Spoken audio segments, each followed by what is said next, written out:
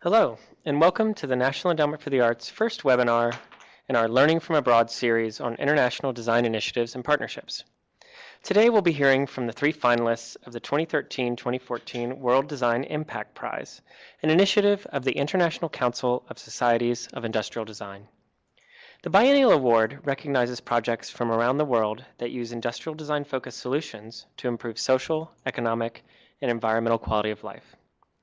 I'd like to thank Miriam Assad, Project Development Officer at the International Council of Societies of Industrial Design, for helping us to organize this conversation. So I'm going to turn over the mic in a second to Miriam, but first I just have a few housekeeping notes for everybody who's online. You are all muted, and you will only be able to hear the presenters. They will give around a 30-minute PowerPoint presentation, and we'll follow that with a Q&A session. You can submit your questions or comments at any time using the Q&A box below the PowerPoint. We will do our best to address as many of these possible questions in the time that we have. Please do not use the raise hand button. That is a technology that doesn't have any purpose in this webinar. This webinar will be posted in the webinars section of the website in a few days, so you can refer to it in the future. So I'm just going to pass it off here to Miriam. Welcome, Miriam. We're so thrilled that you could be here today to co-host this webinar with us.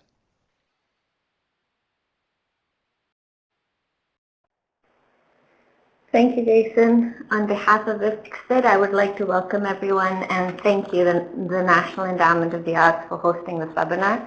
It's wonderful to see some familiar names in the participant list. So I'd like to introduce myself to begin. I'm Miriam, as Jason mentioned. I'm the Project Development Officer at ICSID. The International Council of Societies for Industrial Design, or ICSID, is a membership organization which was founded in 1957. Its vision is to create a world where design enhances our social, cultural, economic, and environmental quality of life. You can learn more about ICSID by connecting with us through Facebook, Twitter, Pinterest, or by subscribing to our monthly newsletter. ICSID has many projects to support the implementation of its vision, such as World Industrial Design Day, which is celebrated on June 29th every year, the Interdesign Workshops, or the World Design Capital program. The World Design Capital is a biennial city promotion project that celebrates the accomplishments of cities that have used design as a tool to reinvent themselves and improve social, cultural, and economic quality of life. This year, the World Design Capital is Cape Town, so please do check out their website as well. The World Design Impact Prize is another project of ICSID, which supports the vision by providing an international platform which facilitates an exchange of best practices. 2013-2014 was the second cycle of the World Design Impact Prize. There were some hard decisions to make this cycle, but 3 finalists were selected. I would like to first of all welcome all 3 finalists who will be presenting here today and to introduce them. One of the finalists was BioLite Home Stove, who is represented by Antoine Youngran. Anton had worked with BioLite's founders, Jonathan and Alec, in the past when they started working on the original concept for the camp stove and the home stove. He helped them with the design and renders from the time of pitching to the first product. So when the company grew to a size that could sustain a full-time designer, he joined BioLite and is the design director there now. The ABC Syringe, who is the winner of the 2013-2014 cycle, is represented by Dr. David Swan, who is a reader in design at the University of Huddersfield. His passion for healthcare design was ignited after he got a request to conceive conceptual healthcare gadgets for the futuristic sci-fi thriller Babylon AD, starring Vin Diesel and Michelle Yeoh. And since then, he has worked on fun concepts such as the ABC Syringe. The final finalist is the Refugee Housing Unit project, which is represented by Johan Carlson. Johan took his interest in sustainable design and material-efficient structures to a former IKEA design manager, which led to the Refugee Housing Unit project that Johan currently manages. I would now like to hand over the floor to Anton, who has been an industrial designer for over 12 years, creating brands, products, and services for startups and Fortune 500 companies alike. He has a BA in Industrial Design from Constack College of Arts Design in Stockholm and Parsons School of Design in New York City. He has designed multiple products and has multiple patents, His expertise lies within the creation of strong conceptual visions and the know-how to execute these into physical and digital products and experiences. His work has benefited clients such as Google, Hewlett-Packard, Intel, Nike, Nokia, Panasonic, Skype, and SunEdison. His work has been exhibited internationally and has won numerous awards, including Red Dot, IDSA, and the F Award. Prior to BioLite, Anton worked at Frog Design in San Francisco, Smart Design in New York City, and Fombolage in Stockholm, Sweden. Through countless hours of global ethnography, Anton has developed deep insight into the user, their environment, and the behaviors. A passion for environmental sustainability guides Anton to seek out new opportunities for the benefit of the businesses he works with, the end consumer, and the world we live in, an example of which is the work done by BioLite. Anton? Thank you so much, Miriam, and thank you, ICSID, for creating the World Design Impact Prize, and to the Endowment of Art for hosting this webinar series. We at BioLite are honored to be part of the nominees and proud to be in the company of David and Johan and the work that you both have done. Let's see if I can get the first slide going here. I cannot see it. Can you guys see it?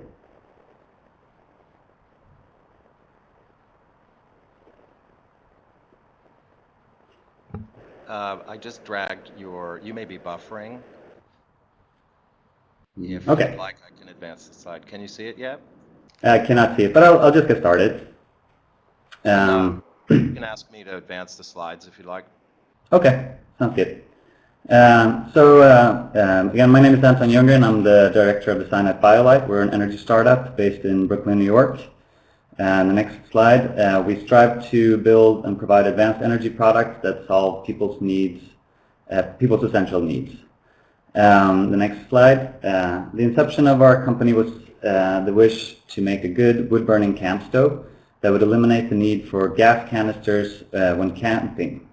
After building the proof of concept for the BioLite camp stove, the founders of the company, Jonathan Cedar and Alex Drummond, quickly realized there's another much bigger and much more important market for this technology, namely people who cook on wood for their daily food. The larger stove for families that we call the home stove was born in 2008. This became the foundation for our business model of parallel innovation, which you can kind of see on this slide here with the two parallel paths. We sell the first product in outdoor recreational market, and that funds the development of products for the emerging markets. This model allows us to leverage technology expertise and experience from one market to the other, learning from the sometimes different, but more often than not, surprisingly universal needs of our diverse users. So next slide. Here's the camp stove, and the camp stove turns sticks and pine cones into a hot meal and a cell phone charge. It boils a liter of water in the same time as a competitive gas stove, but with 100% renewable fuel that can be picked up along any hiking trail. So next slide. This is and maybe next slide again. This is the challenge that we're hoping to change, or the situation that we're hoping to change. This is open fires, dirty fires, almost always burned by women, oftentimes indoors and oftentimes with children around. Imagining lighting a campfire in your kitchen and then standing there cooking on it for 3 hours every day. Next slide. This is the reality for close to 3 billion people worldwide. The exposure to smoke is the equivalent of smoking 3 packs of cigarettes daily. And again, that's for you and your children. So next slide.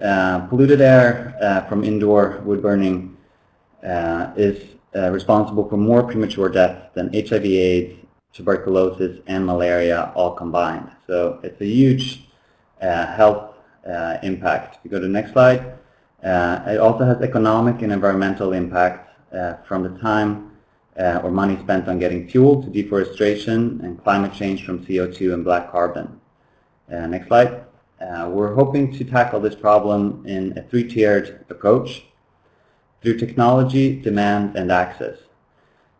Design plays a vital role in each one of these three. So next slide, and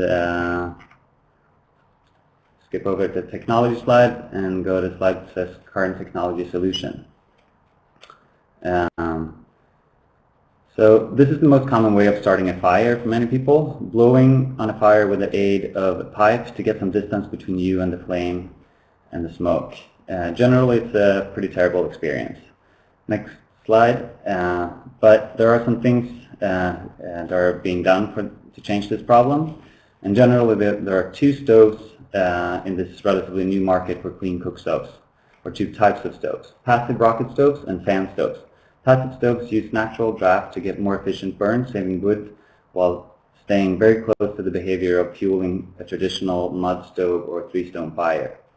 Fan stoves, on the right, use forced air to create a second combustion, which results in extremely efficient burn with dramatically lowered emissions, but they require expensive pellets and electricity, which our users don't usually have access to. It also requires some fundamental behavior changes, which is one of the hardest things to accomplish as a designer, as I'm sure you all know. Next slide. Our solution harvests electricity from the energy of the fire. So we're using a technology called thermoelectric generator, which uses the differential in temperature between the hot fire and the cooler ambient air to generate electricity. Next slide.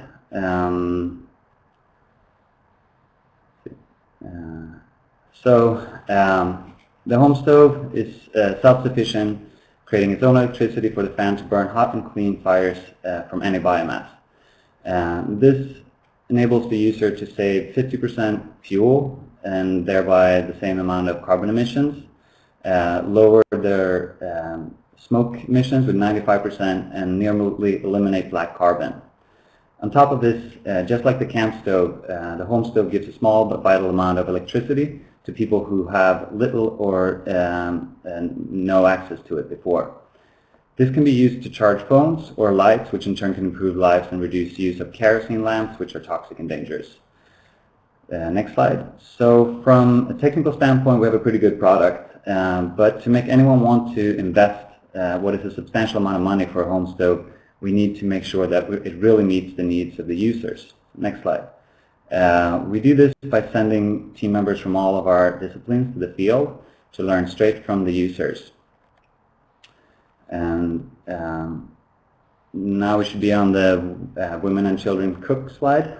So traditionally, clean cook stoves have been marketed to women. Women are the ones cooking, and their time and their children's health that is being compromised.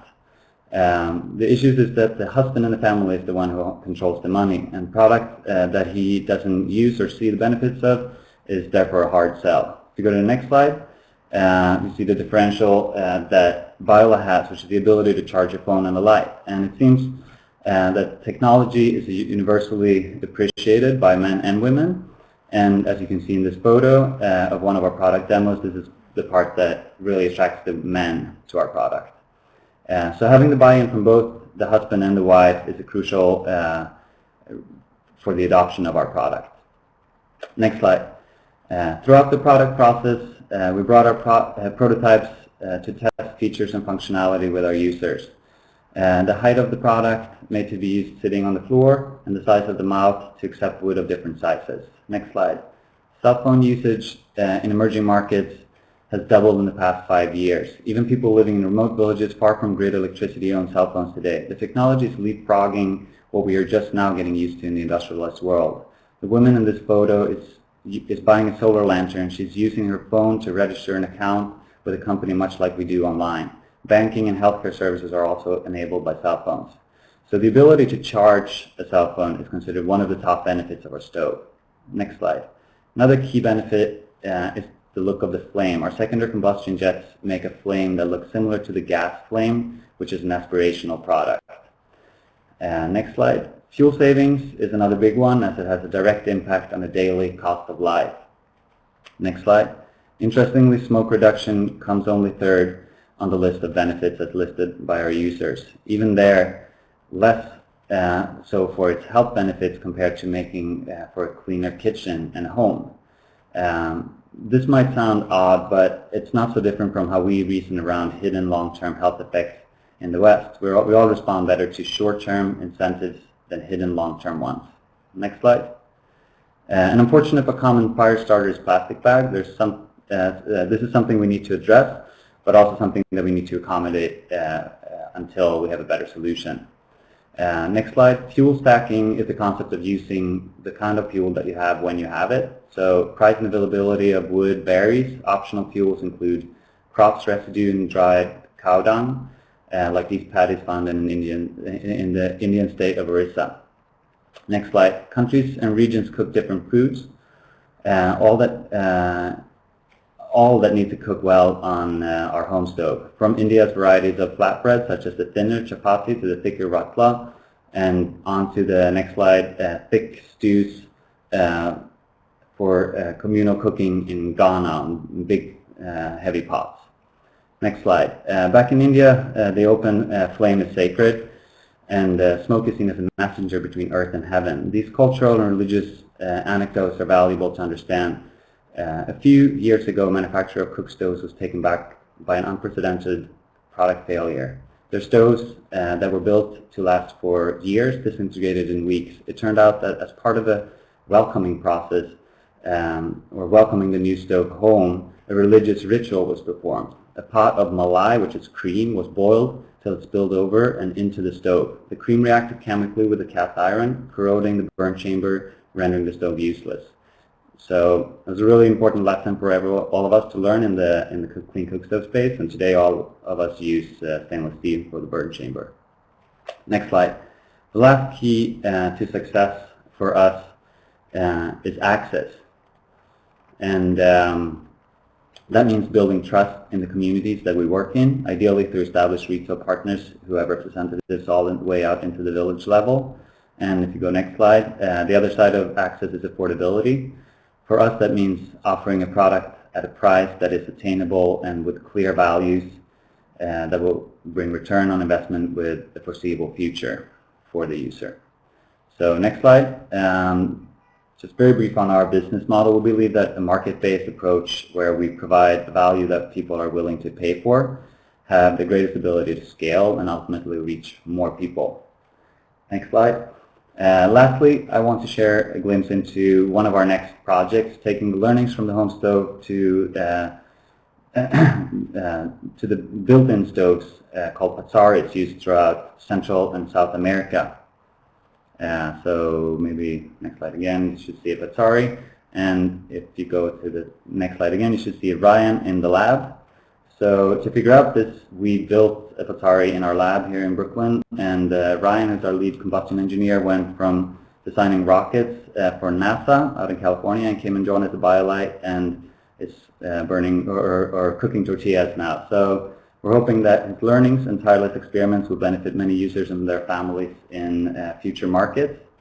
And next slide, that's all I had. So stay tuned, and I hope to be able to tell you about more findings and new products designed for impact again soon. And if you're interested in this area of design, feel free to reach out to me and come visit our offices if you pass through New York. Thank you so much.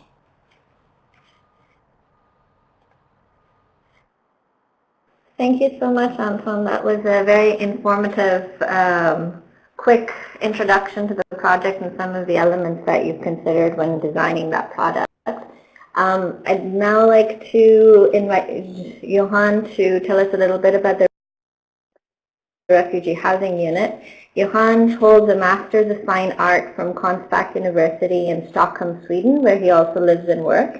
As mentioned earlier, his interest in humanitarian design took off in his previous work as a designer for the Foreman Haas Foundation, which at that time was a Swedish non-profit foundation committed to the research and development of sustainable design and dematerialization.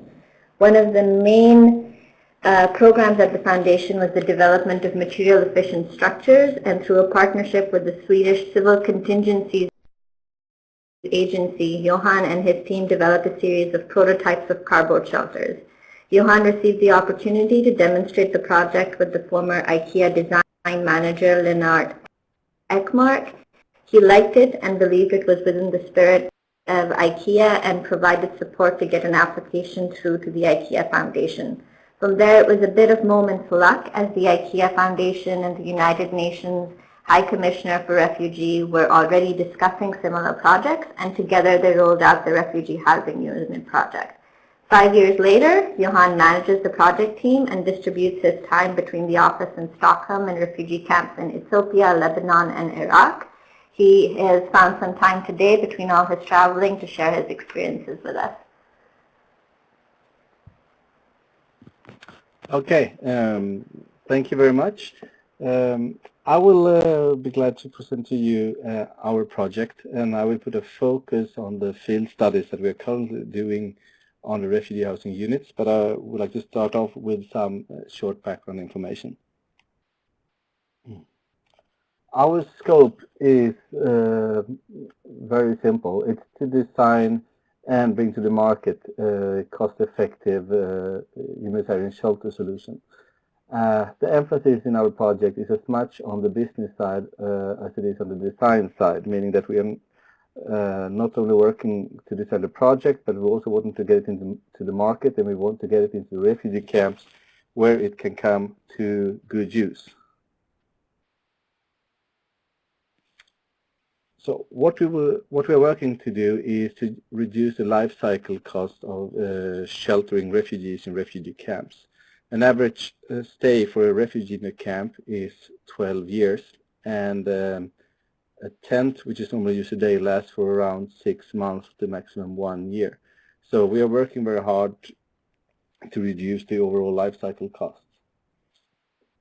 And in parallel to that, we also want to increase the comfort and the health and the safety of the refugees who are staying in these emergency shelters.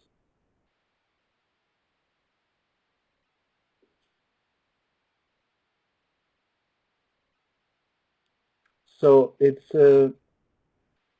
we started on this project now around almost 5 years ago, and we realized that in order to succeed with our mission, this was just when we were getting in touch with the IKEA Foundation and the UN Refugee Agency, we realized quite early on that we need to have a good strategy for this. And what we agreed with our partners at the time was that we should have a clear focus on end-user needs, and that we should have a collaboration process with industry and humanitarian academic partners. So up to date, we have had more than 25 partners involved in the project and taking an active part in the design and development. And also, we have worked very hard to conduct a rational product development and to adapt our product design to production conditions in order so that we can get the lowest possible price on the end product. We started out in 2010 at the Finalists Foundation, a very, very small foundation in Sweden. This was before we got IKEA Foundation or UNHCR involved in the project. As soon as we met with them, things took turn at our previous foundation, and we changed the project owner and started Refugee Housing Unit, which was a limited company, and it was owned by a Swedish non-profit called SVED. And right now in 2014, it's an exciting time for us. We are now starting a social enterprise to take on this project onwards and to implement the commercialization of the project. So the idea of our product is very simple. The basics, it is a steel frame, not very similar to what you see in tents or garden sheds. What we have worked hard with is to find a steel quality which is very lightweight and very strong and durable. I think the main difference that we have on the visual side compared to a tent is that we're not using a fabric canvas. We are using a panels of a polymer foam that we have developed specifically for this product, which again is lightweight so that you can ship it easily and you can carry it without any trucks or forklifts. And more than that, we're having a shade net on top of the building, and that is basically to reflect the heat out at night, no, at daytime, and also to keep the heat inside at nighttime. And in various locations where we are now testing the refugee housing units, we have day temperatures around 50 degrees Celsius.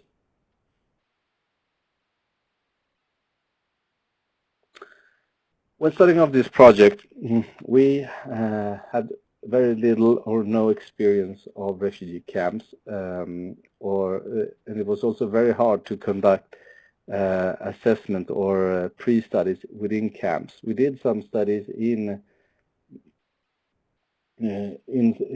some camps, but the information received was limited. So what we did very early on was that we worked with refugees in Sweden who had been spending years in camps like Dadaab in Kenya, and interviewed them to get their background experience to feed into the design process. So of course we were very excited and also very nervous when we started the first pilot in Doloado in Ethiopia last summer, and this is what I would like to go through with you right now. The concept that we have is flat pack. It's basically like IKEA furniture. The shelters, the houses comes delivered in flat boxes on pallets. Logistics in Ethiopia is a challenge. As you see here, these are the same boxes when they arrive to the refugee camps. There were no parts missing, but that was more a moment of luck than anything else. As you can see that the packages were very, very torn. To our knowledge, this is the first time that we have any IKEA-style DIY products in sub-Saharan Africa, and these were our colleagues who we were building with. These are the beneficiaries, the men in the families who are going to live inside the shelters. This is before we put up the first unit. We did develop an IKEA kind of style instruction manual, which was left totally unread within this context. In the Somali culture, these are Somali refugees who have fled into Ethiopia. This context is more learning by doing. So what we did is that we showcased how to build and how to assemble a housing unit, and then this was very quickly, copied, and our methods were also further improved by the refugees. Both men and women were involved in the construction process. We were told before we started that we would expect only men to be involved, but it turned out that this was not the case. Yeah, as we can see here, labor was not a problem when setting up the units. We had a lot of attention, and I think we had something like 20 to 30 people joining us, and they were very, very curious on what was going on. And this is the first housing unit that was up, and this was our, let's say, demonstration for on how to build them. As we had the first unit up, it was quite quick to replicate the concept. Now when everybody knew how to do it, we started building more shelters in parallel, and here the construction process reduced dramatically. The environment was extremely challenging. We had sandstorms coming in every afternoon. We were building this in the windy season in Doloado, so the challenges were very, very harsh. And as you may imagine, we were worried that we would get lost parts. I mean, all of us who have built an IKEA kind of style furniture knows that, if you have lost one part, you can't get it together. And we were fearing exactly the same thing would happen here. Fortunately, it did not, and that was to our relief. The refugees who had received this shelter, we gave them the instructions that if one part is missing, you will not get them up. And we built 27 shelters in Doloado, and there wasn't one screw or bolt missing after in the process, which we were very, very glad, and we feared it would be much, much worse. Here we can see one of the shelters inside. It has already, after a few days, been modified. There is a flooring inside this shelter as it comes delivered.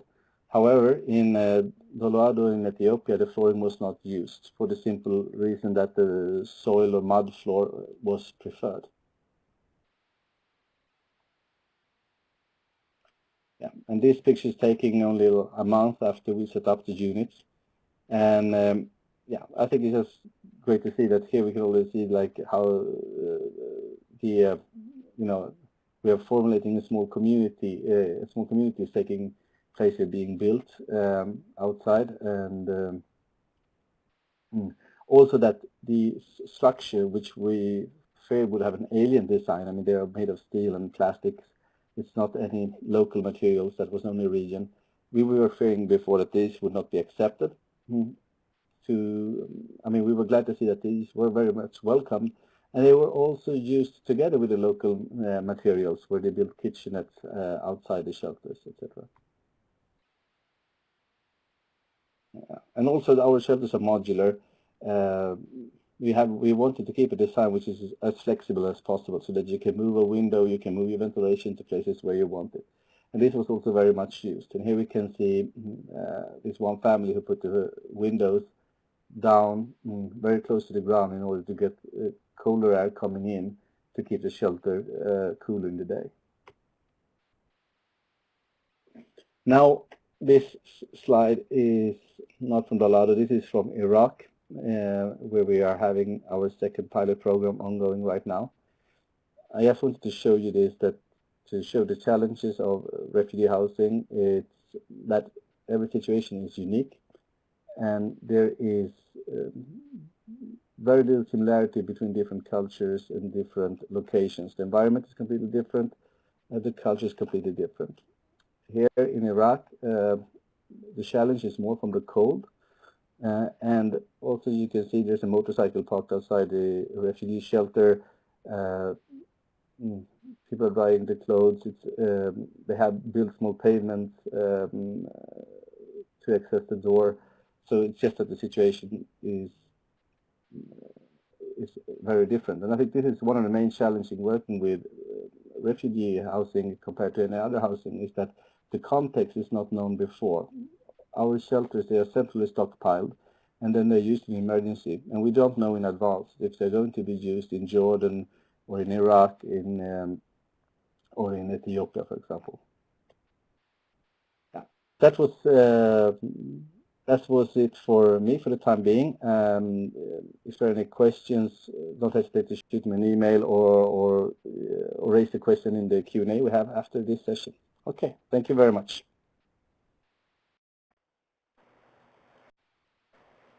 Thank you, Johan. That was very informative. I'd like to now invite Dr. David Swan for the ABC Syringe.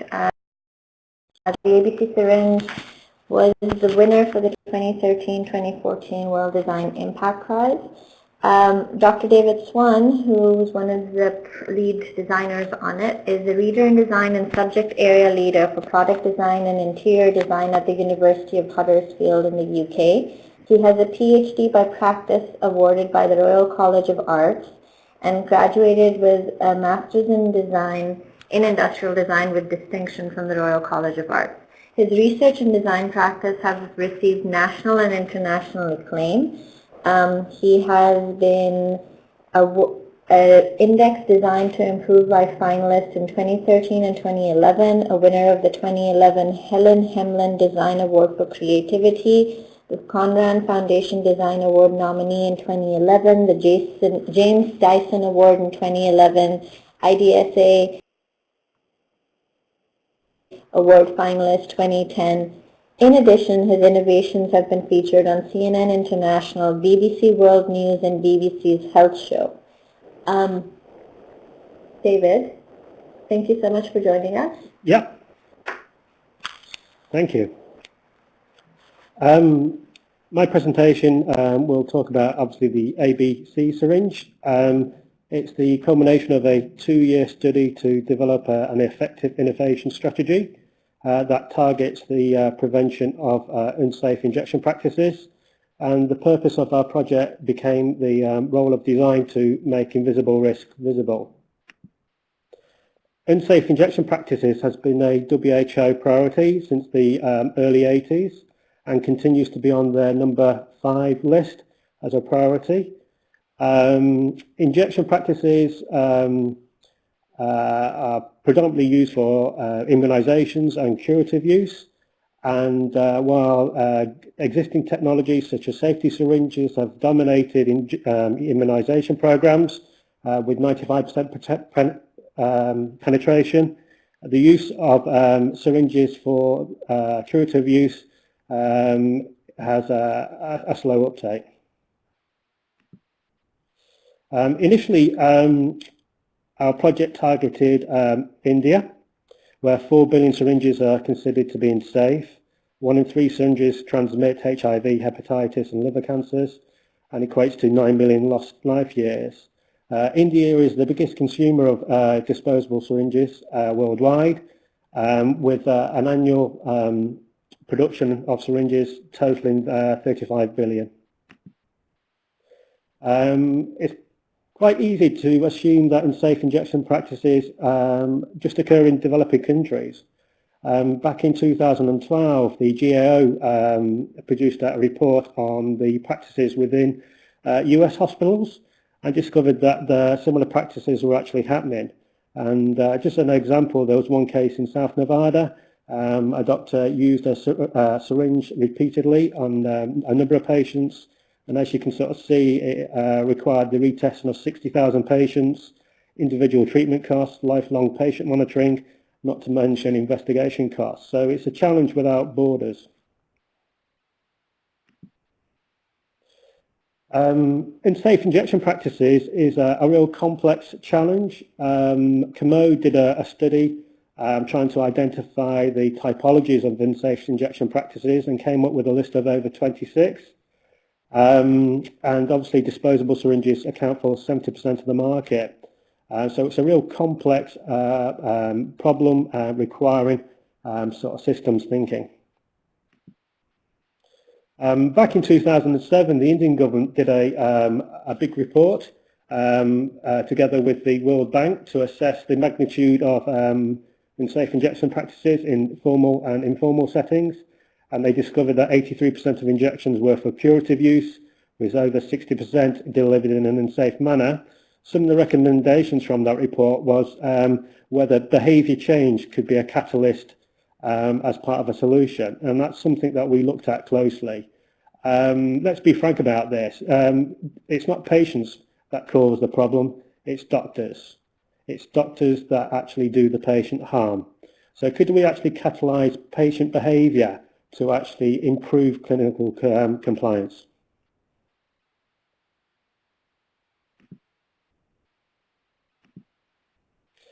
So we try to isolate what the problem actually was. So in lots of communities, you've got the unsafe disposal of syringes that lead to them being disposed in landfill. You've got landfill scavengers searching out these syringes, washing them, and they're looping back into the whole system. So if I had a sterile syringe and I removed its packaging and I compared that to a syringe that had been washed and gone through that process, which one's the safe syringe? And I don't think anybody could actually tell you the difference and identify which one's the unsafe syringe. So it's a question of, do you feel lucky and do you want to accept that syringe? One of the key drivers for us in the project was that originally we were thinking about developing another syringe, and we luckily had Peter Evans, who was a former head of procurement for the WHO, and we discovered that introducing a brand new syringe would take millions of pounds and years to get FDA approval.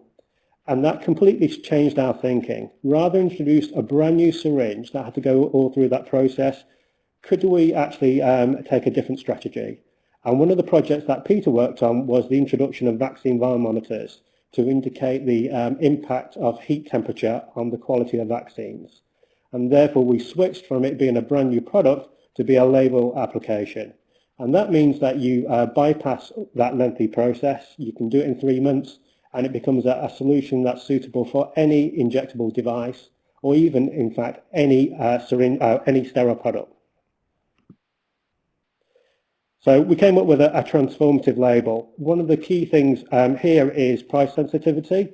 So we were looking at frugal but proven technologies, and one of these is colorimetric inks. That's used within the kind of food industry, and that's supported by modified air packaging.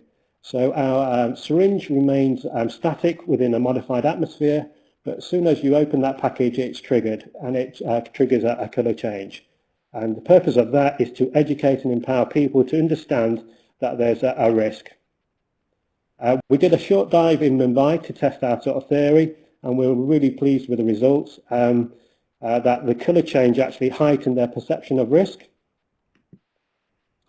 And also that colour change not only communicates non-sterility and prior use, it had the potential to indicate that there was a packaging failure during the supply chain as well. So once again, we'll spin it in terms of a commercial benefit to potential manufacturers. And also it had the added bonus that with high levels of literacy, that it would have an impact too. As I mentioned, in terms of the kind of supply chain, this was another key factor. There's lots of good social projects, but how are you going to engage large manufacturing corporations to change their processes and to adopt a technology like this? So one of the benefits of our technology is that during that supply chain, if there's a breach in the packaging, for whatever reason, it pops. And you can sort of go through efficacy processes but for hundreds of syringes, but how can you test 1 billion syringes? So it provides a USP for the manufacturing. We appeared on CNN, and that provided us with massive exposure, and within 3 days it was on over 500 websites, and as a consequence of that we just had global inquiries for procurement, for commercialization support, for territory ownership and supply and distribution. So we're in a process now where we're reviewing our options, because the next step is going to be quite a crucial step. And we're also looking at the wider benefits of our technology and other applications as well. And I'd just like to say that this project has been a team effort and across disciplines as well. So thank you to all the team for supporting the project.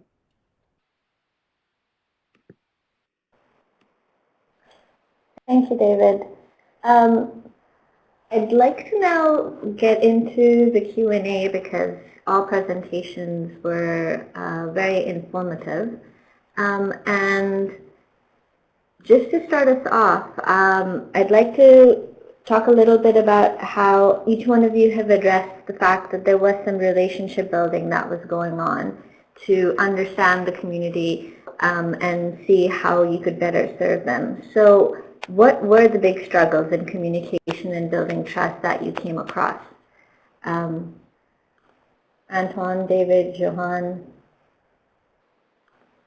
feel free to jump in. Hi there.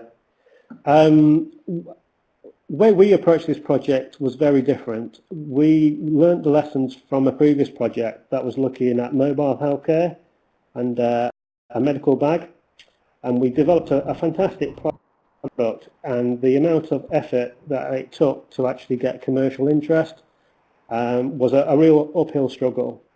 And learning the lessons of that project, we decided from the very outset with this project to have a greater understanding of the ecosystem in terms of getting from A to B.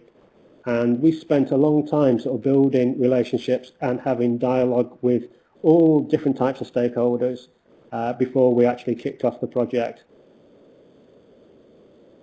Wonderful, thank you, David. Anton, Jahan, do you have anything that you could add into that conversation? Like, was your learning curve the same as David's? Yeah, this is Johan from Refugee Housing, and I think our experience is similar as David. What we did early on, we did a quick pre-study because we realized that there were a lot of projects which were similar to ours, which has been done, and that had succeeded, but they all had failed in the commercialization part or finding finance to go into prototyping and testing. So what we did, we tried to find out these factors, and one wish that we saw that the ecosystem wasn't involved in the projects, that the partnerships necessary wasn't involved from the beginning, and that's why we started working very hard with you know, to involve the UNHCR and other humanitarian agencies in the project early on. And that was one thing that we did very early on, and then which were sort of the end users of the product. And then we also we set an intellectual property policy, which was nothing to do with the end users, but we had sort of a lot of projects that failed, which were like collaborative projects, because there was no one owning all the intellectual properties, and the different parties or people or companies involved couldn't agree. So these were the two things we build our projects on, to make sure that we own all intellectual property that the project generates, even if we or our partners generate that, and to build it in close collaboration with the end user, which in this case was the UN Refugee Agency. Thank you, Johan. Anton?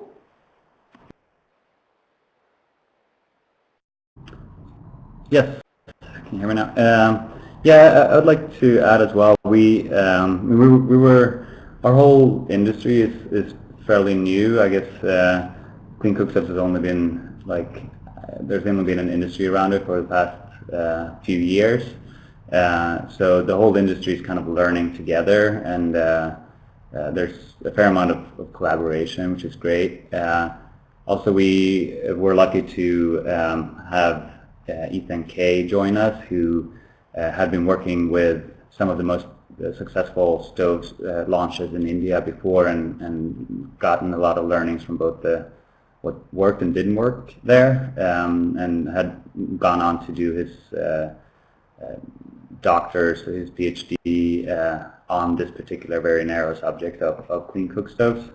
But we're kind of still working our way through collaborating with a lot of organizations on the ground with the distribution, and as well as with measuring the effects of the stove, because it's one thing for us to see in the laboratory, and we have had EPA test us and we're doing really well, but like when you actually put it out into the field and with a family, with a mom with 2 kids around her, and you know, cooking and chopping and everything, it's not going to be the same accurately kind of fueled just the way we want it to. So that's also another big learning for us, to make sure that we make the product as useful and as efficient in the field as it is in the lab. Anton, you bring up a good point that David and Johan have mentioned as well. All of you have talked about how important relationships were in getting your product to market, or even to get it to the prototyping stage, and it came into play even when financing and IP rights and learning curves were involved. But when you talked about these relationships and collaborations, where did other designers come into this and in the shaping of your projects and your products? What were those collaborations like, and could you talk a little bit more about the other Sure. designers?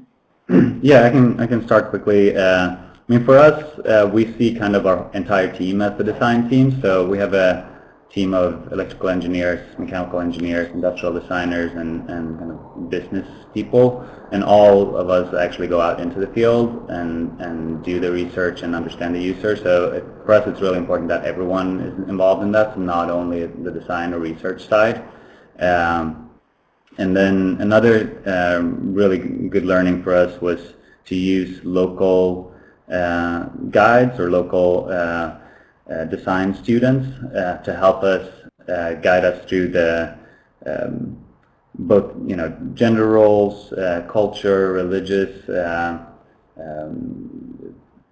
aspects of the place we're in, because there are a lot of small and very fine nuances that there's no way you can pick up, even if you've been in the country for years, that you probably have to have lived there. You have to speak the very local dialect of that language, and know what it means that someone picks up their plate and not the other person does it, and what's the relationship in this family and how is that going to affect our product.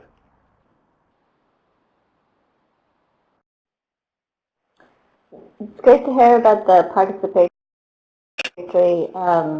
lens that you've taken to this. David, what would you like to add to that? I think Anton's perfectly right, really. I think it's about having professional diversity and all those parties being part of the kind of process. I think it's having those different perspectives.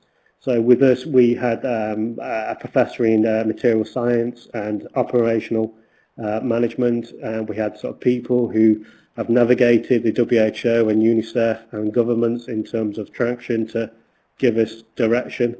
And if anything, the design bit was the easy bit. Everything else is really, really hard. And I'm sure Anton and Johan would sort of echo that. But it's an ongoing process, and we're learning as a team as we go through that process.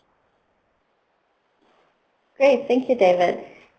Johan, how would you classify your team, and what collaborations with other designers when you were working on the refugee housing unit project? Yeah. Yes. As a design team, we started out very small, and so working with designers, it has been everything from that we have employed people to our team. We are now 7 people working in the team. We didn't really have any problem, just as David said, in recruiting other designers or co-working with other designers. That has been pretty straightforward. I think if one challenge that we have had is which sometimes can be a conflict of interest. We are quite often confronted by designers who has ideas they would like to take on, and they would like to join the project, which is very welcome. But at times we need to really see where are our interests in this, and often designers who are contacting us may not have an idea if, sometimes they have developed the solutions and they may not have an idea if they are wanting to own that solution themselves and have it as a royalty for us, or if they want like just to join the project and get ideas on board freely. So I think that is something that we spend quite a lot of time when we are contacted by designers to basically to set the framework for collaborations. But I think our experience with designers has been very positive and straightforward.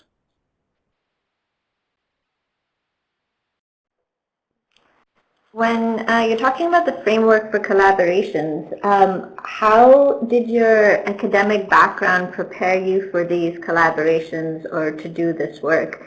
How did that help in the creation of your design teams and in the creation of the teams in general and the diversity of people that you're bringing in? It did not prepare me for this, I must say. And that we have succeeded now to build a collaborative format, I think is many thanks to both our legal partners, which we're working with, and to our business advisors that we are working with, because they have had working models in other industries that they have helped to bring on to us in this industry. So I think, and now I'm just speaking on my educational background here in Sweden at Karlstad University, and on building this collaboration, building a project which involves everything from designers to suppliers to UN bodies and non-profit organizations. That was not something that I was prepared for. It's something that we have learned it by doing it. Johan, Anton, if I remember correctly from your biography, you went to school in Sweden as well. Was your experience similar in terms of your academic background preparing you for this kind of work? Yeah, I actually went to the same school, Karlstad as well. And I mean, I would agree that I think it's hard for any education to really prepare you for the full breadth of a project like any of these three. What I do think that Karlstad did prepare me really well for is the design research and the user-centered design approach. and to kind of have the integrated approach, at least between technology and industrial design, and also just to seek out the kind of cultural differences, and yeah, going back to the other thing again, like understanding that it's important how you dress, it's important who you speak to, you know, if you're accepting food or drinks, and if you don't, and that's seen as a kind of insult. So I think, I don't know, I think I'm very happy with the education I have, and I'm hoping that just opening up the experiences in business will add the rest of it. Great. David, you're at a university right now, and you were working through a university as well. So do you have anything to add to that academic discussion at the moment? Yeah, I was fortunate to be able to do a PhD, and I completed that PhD in 3 years alongside my full-time job, and that gave me a great insight in terms of process. The first year was really sort of spent capacity building, and as part of that process you learn to become a little bit fearless, so that if you want to sort of capture some information by interviewing somebody, and that requires speaking to somebody who is at the top of the government, then go for it. All they can do is say no. So I would urge students on courses studying industrial design is to be fearless, have a good story, and approach them directly, and who knows what might happen.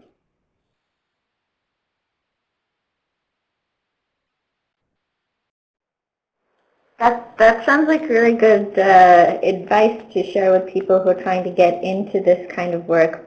So that would bring me to the next question. What sort of tips would you give to help prepare industrial designers who are interested in social impact design and want to do such work?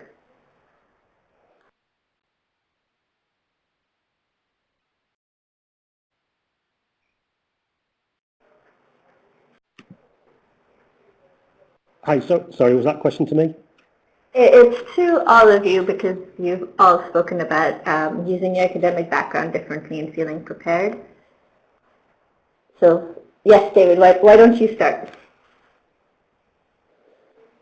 I only caught the kind of tail end of that question.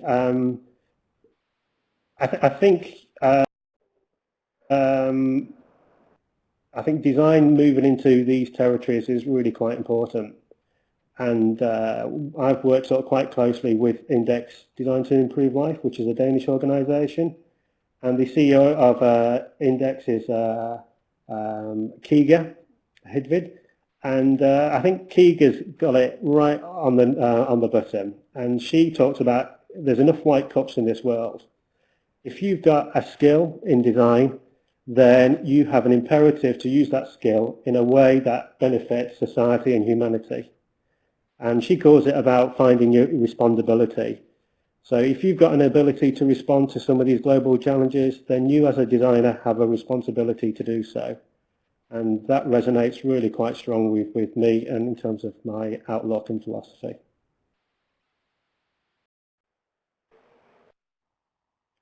Yeah, I would second that, and also add, I mean, I think to go back to the question before, I think it's been over a decade since I was in school, and I'm guessing that it's very different today, because you have Kickstarter, you have a craze around success in business and design that wasn't really around back then. You know, people are encouraged to take their own products and build startups around them, almost to the point where it's a little bit of a, you know, it's more about this, it's a culture of success, I guess. You know, I have the list of the youngest, the most innovative, the richest, and how much this company sold for and that much company sold for. And I think in that culture, I think it's really important to bring it back to the point that was just made and say, what's the purpose of it? What's the greater good that you are contributing to with your skills and with your efforts? So I think kind of finding that balance in this time, I think in some ways, I think people are better prepared to go out and create their products, but I think it's a important decision to choose what you build that product within. Thank you, Anton. All of your comments have been really helpful, and it's a good way to end this wonderful webinar and conversation that we've been having. I'd like to just hand it over to Jason for a few minutes before we all log off and go off to our days. Great, and thank you all so much for the wonderful webinar. It was absolutely fascinating for us here at the NEA and hopefully for our national audience. I just want to say thank you again to everyone and to the International Council of Societies of Industrial Design, and our three distinguished presenters today, and especially to Miriam, who did a fabulous job helping us organize this. This webinar will be archived for later viewing on arts.gov. Please join us for our next webinar in our Learning from Abroad series, which is called When Government Meets Design, and is in partnership with the Design Council in the United Kingdom. It's on May 7th at 1 p.m. Eastern Daylight Time. Thanks so much to everyone, and we look forward to seeing you next time around.